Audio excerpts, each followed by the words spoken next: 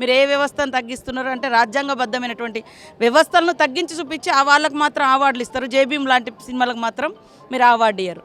కాబట్టి వాళ్ళ బండి సంజయ్ కానీ వాళ్ళు కానీ మాట్లాడేది మేము అక్కడ చట్టపరంగా తీసుకున్నటువంటి యాక్షన్ దాంట్లో ఎక్కడ కూడా డీవియేట్ కాలేదు. కాబట్టి వాళ్ళ పోలీసు అధికారులు చెప్పింది కూడా మళ్ళీ తప్పు అనే పద్ధతిలో ట్రీట్ చేస్తూ ఉన్నారు. కాబట్టి అక్కడ జరిగిన నష్టాన్ని గురించి అంచనా వేసి ఎవరికైనా భయం ఉండాలి, భక్తి ఉండాలి, ఇతరుల పట్ల గౌరవం ఉండాలి.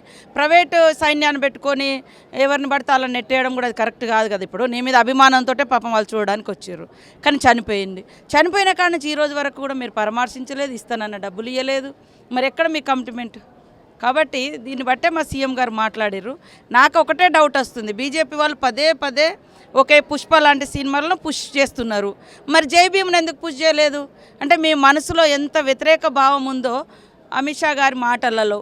అంబేద్కర్ అంటే ఏమొస్తుంది అని అన్నారు. అరే అంబేద్కర్ ఇచ్చినటువంటి హక్కుతోటే నువ్వు రాజ్యాంగ అంటే చట్టసభల్లోకి వచ్చినాం మనం.